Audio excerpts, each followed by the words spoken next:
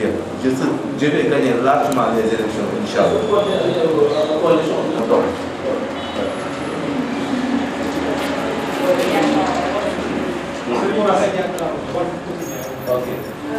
Quoi qu'on dise, c'est une commune, bien que c'est au centre-ville et tout, mais c'est une commune extrêmement pauvre qui manque de tout. Je connais très bien l'essentiel qui m'a poussé à faire ce point de presse. C'est le départ d'Abdul Latif Coulibaly et de Souleymane Diop du gouvernement du président Macky Sall.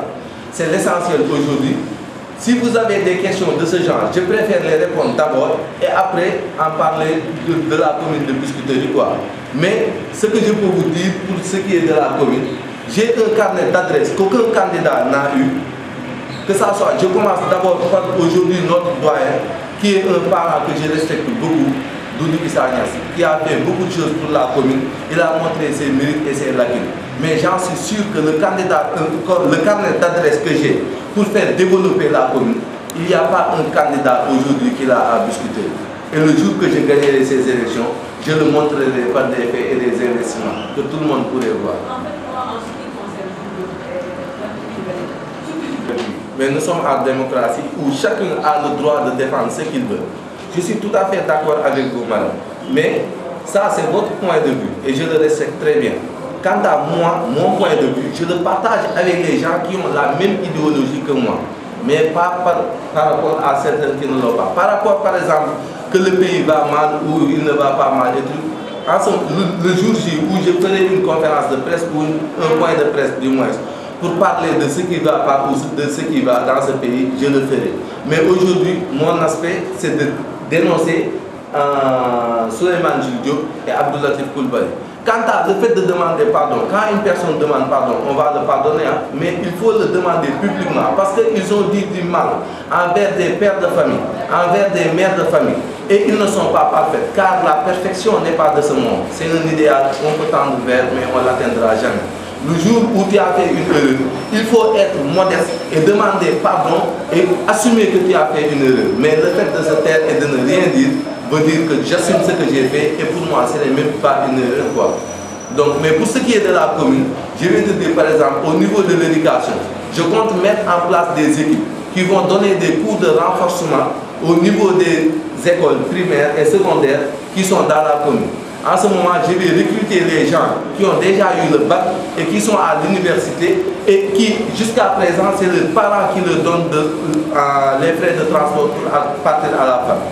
Donc, à notre arrivée, Inch'Allah, on va les recruter pour leur donner du travail en leur demandant de donner des cours de renforcement dans la commune. Pour ce qui est, par exemple, de la sécurité, on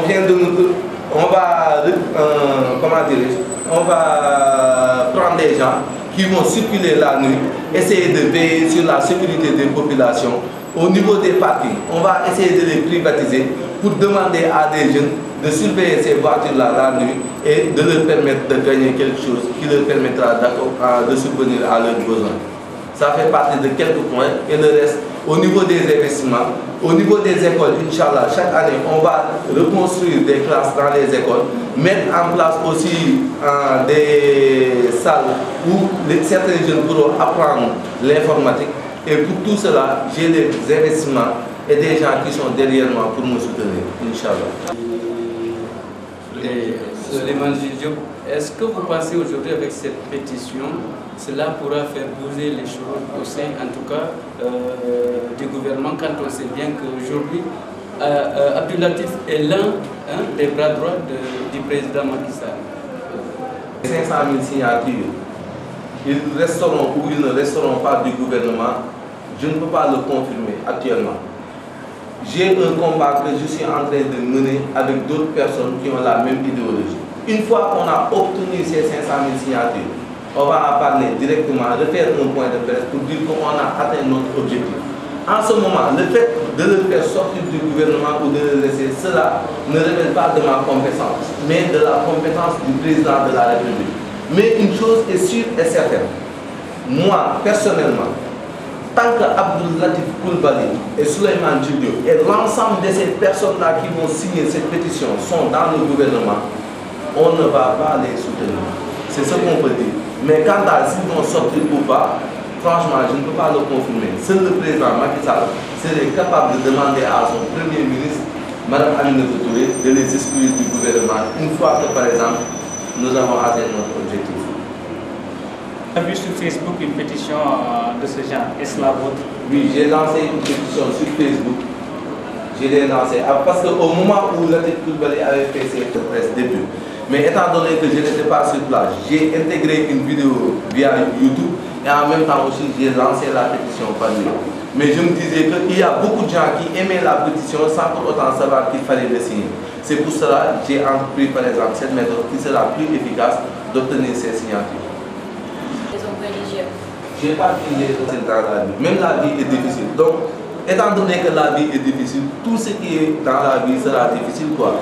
Mais comme je le dis, j'ai des propos et une idéologie à véhiculer. Et cette idéologie, je le partage avec d'autres personnes qui ont, par exemple, la même idéologie que moi.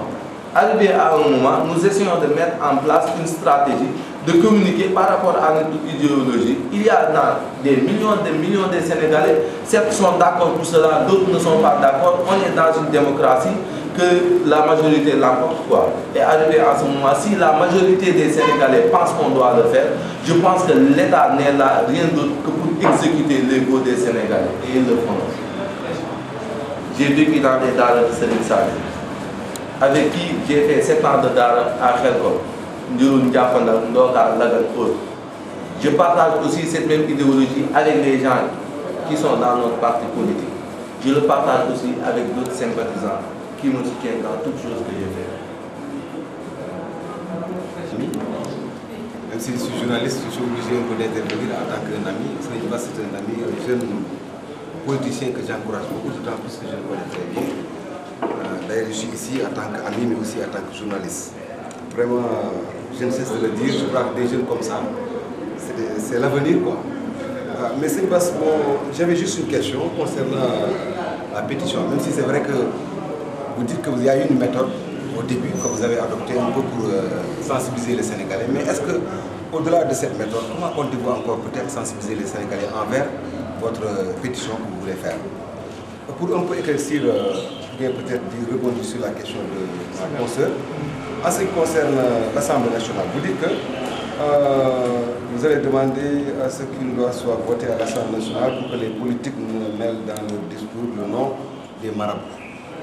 Qu'est-ce que vous voulez dire par là-bas? Les discours maintenant, il sera interdit aux politiciens de ne plus parler de marabout, ou bien comment ça va se passer? Qu'est-ce que vous voulez dire par là? Par exemple, si tu leur donnais la main, si une fille leur tendait la main devant les gens, ils vont dire non, ils ne vont pas le saluer. Or, si ce n'était pas les yeux des gens qui les regardaient, ils n'hésiteraient pas à faire de l'adultère avec ces femmes-là. Et il dit que ces gens, les hommes religieux de ce genre, ils font les purs, ils font partie des plus grands mercantiles. Donc c'est quelque chose. Quand je parle des vrais hommes religieux, il y a certains, par exemple, par leur piété, de tout ce qu'ils ont montré au Sénégal par rapport à leur engagement politique, religieux, social, tous ces genres de trucs qu'ils ont fait, ils ne méritent pas, par exemple, d'être tutoyés par certains hommes politiques, quoi. Quand je parle de ce lot-là, mais pas par rapport à aujourd'hui, par exemple, tout le monde est considéré même presque comme marabout. Mais il y en a des vrais et il y en a des faux. Moi, par exemple, par rapport à mon discours, je demande qu'on épargne les vrais chefs religieux de ces genres de trucs. Le fait de leur manquer de respect ou bien de prononcer leur nom directement, ça ne doit pas se faire, car ça peut amener des problèmes. Et toute chose qui peut engendrer des problèmes, il faut l'éviter.